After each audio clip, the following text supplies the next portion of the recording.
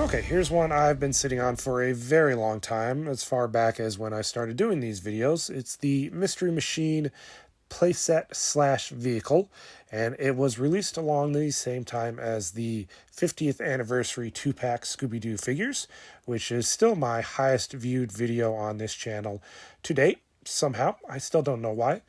But if you were wondering why Fred wasn't included in those sets, it's because Fred was in the Mystery Machine. So after dragging this Mystery Machine around with me after I've moved a few times already, we are finally going to take a look at it. So, after taking this with me for several moves, let's see if this version of Mystery Inc.'s favorite ride was worth waiting so long to open up. All of the curse, all of the losers in rubber masks and the dumb monster attractions, none of it ever happened.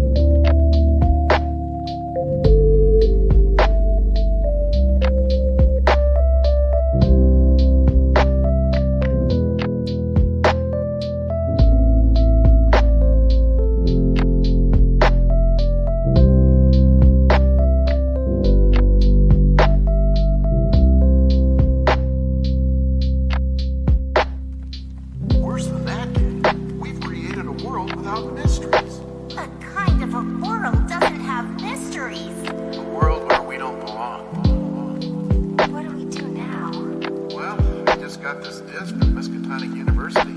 Might as well see what it is.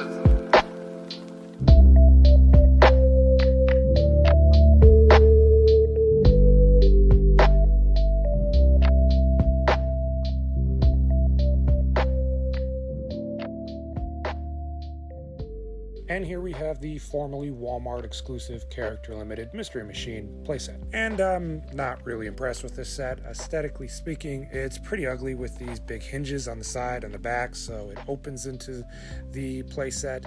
And the box kind of lies in a few places. One, you can't fit all four of the gang into the front of the Mystery Machine.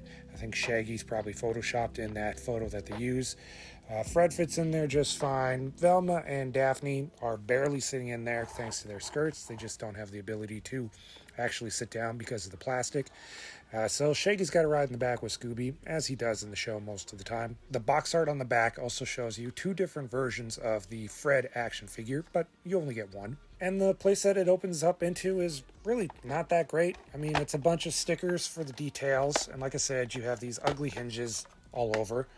And it, like I said in my review, I think of the 50th anniversary figures, is it really could benefit from having some accessories, something to attach to the walls for the characters to grab hold of.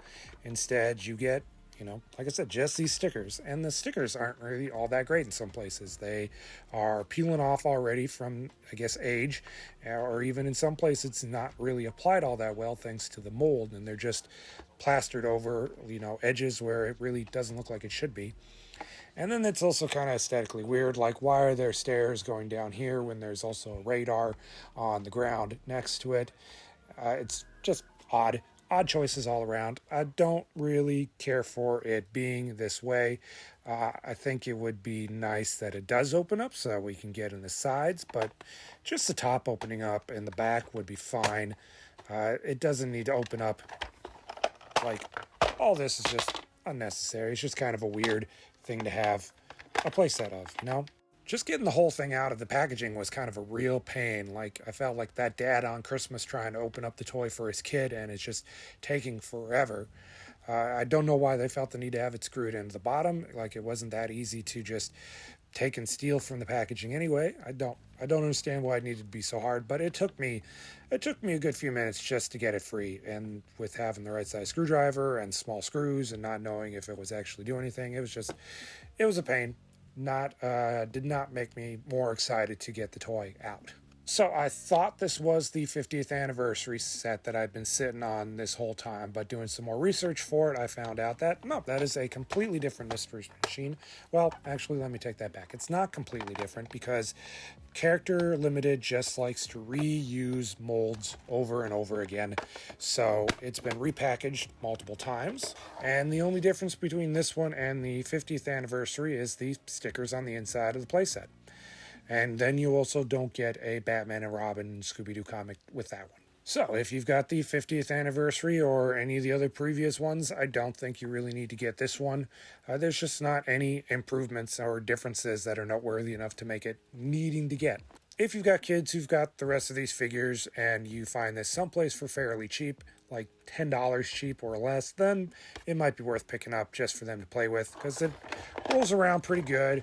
It's beefy. It's a big chunky plastic thing.